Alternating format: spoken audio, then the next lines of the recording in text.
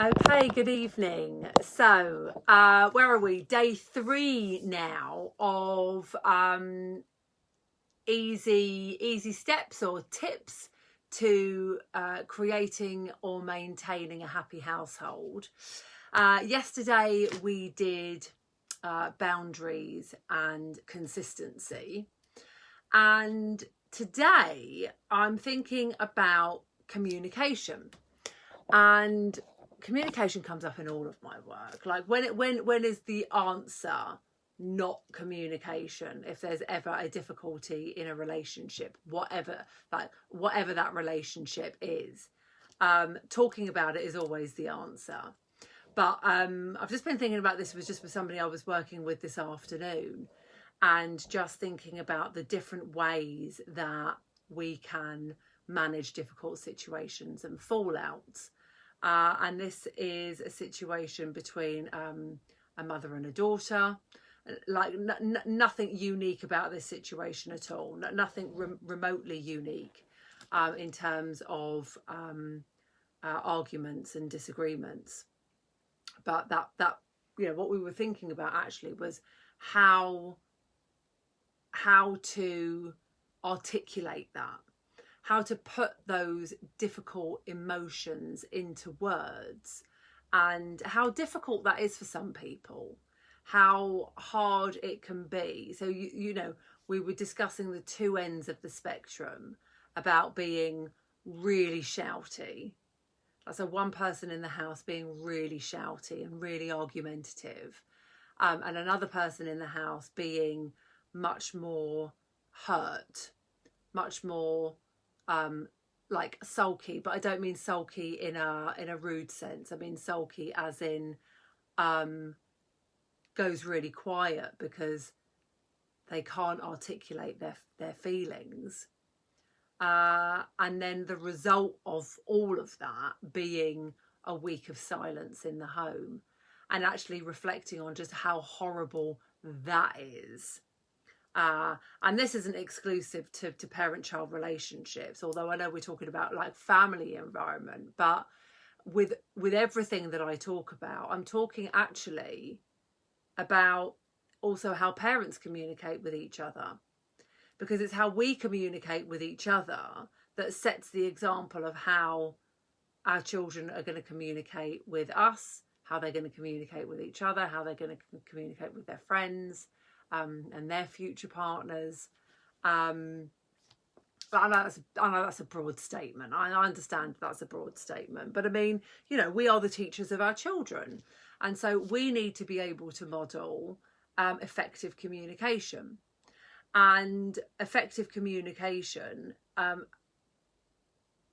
amongst many, many things, is being able to talk about feelings that are difficult. I mean, communication obviously means lots of different things. But being able to share our feelings and emotions, actually this takes me back to another conversation I was having earlier today and yesterday as well. That,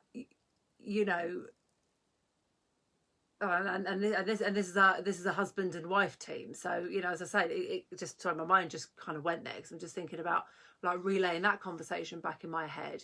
And it is about how we talk, how we resolve conflict. I mean, obviously communication is about everything, like what we talk about, how we talk about it. Do we sit at the dinner table? Do we have phones off? Like, do we talk about the important stuff? Do we only talk about like the surface stuff? But actually in this context, I'm talking about resolving conflict. I'm talking about having those difficult conversations, not like the big meaningful like massive conversations, but I'm just talking about in the family context. When there is an issue, do you talk about it? How do you talk about it? How do you discuss difficult situations? If you've had a fallout, if your children have pissed you off, if your husband's pissed you off, like however that, whatever that relationship dynamic looks like, how do you talk about it and how do you resolve it? I don't know everything, but I know one thing really quite simply is that situations don't get resolved unless you talk about it. And if you don't talk about it, you can gloss over it, you can sweep it under the carpet, but sweeping under the carpet doesn't resolve the situation, and actually just ends up leading to resentment, because the conversations are never had properly. You never have a chance to speak. You never have a chance to be heard. If we don't have a chance to speak and say our bit and be heard, then how do we ever know that our feelings are valid? And how do we ever change so that the situation doesn't come back again? And how do we learn? And how do we help others learn if we're not sharing that? I mean, don't get me wrong. Like, you know, I'm never virtuous in these situations. Sometimes a sulk is a sulk. Sometimes a shout is a shout. You know, it's not like saying that like everything's going to be absolutely perfect all the time and we're going to live like the Brady Bunch, because that's not realistic. But funnily enough, I was saying to this lady today, like, you can be upset for 24 hours. This is just, I mean, I just pulled this out of the air. There's no fact around this. You can be upset for 24 hours, but never let it go longer than 24 hours. Like, I'm quite a big believer that you can't always resolve a situation there and then. Like in an argument or a disagreement or in an upset of whatever sort, it's not always going to get resolved in that moment. Sometimes you need space.